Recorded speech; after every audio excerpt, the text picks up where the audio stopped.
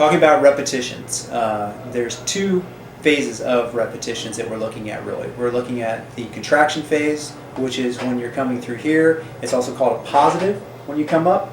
You have your point here at full contraction, which you're going to hold static at this point, and then you're going to have your lowering phase, which is your negative or concentric part of the contraction as you go through with that. One of the things that you really want to look at when you're doing that repetition and the positive and negative portion of that is to control your range of motion and your duration of that repetition speed.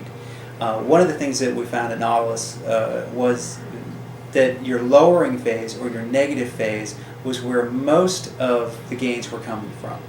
That you, of course, had to be able to lift the weight in order to get to the negative phase or the lowering phase. And so a lot of people have always mistaken the fact that it was the lift that was really giving them most of their gains, and where in fact it's really the negative that's giving you most of your gains. So that's where you hear when you talk to a trainer or you read a book and you hear about repetition speed and duration, where they're looking the most effective thing that they have found is doing a 2-second contraction phase or positive, holding for a full second and contracting as hard as you can in the muscle group, and then lowering it or doing the negative for 4 seconds on the way down.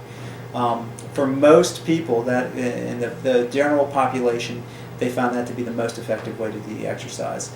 The other thing that you find is that this ties into body types. Everybody has a different body type. You have different types of muscles that are within that body type. We have what you hear people talk about, a fast twitch muscle, somebody who's a sprinter, very fast, and a slow twitch muscle for someone who's more of an endurance trainer.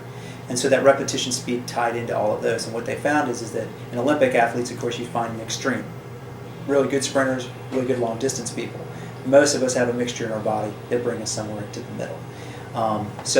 There are ways to get with a trainer and have one of us go through and do some tests with you to find out really what's the most effective way what your exact repetitions need to be, because the duration of repetition speed also goes into how many total amount of repetitions that you want to do to hit muscular failure. So naturally we could do that with either a high rep phase, a low rep phase, but if you're doing things at a ballistic fast pace, you're more apt to risk injury for one, and you're also getting outside of really the duration of control. You're losing the negative if you're dropping the weight all the time. You're losing where you're going to get most of your gain. So we want to slow it down.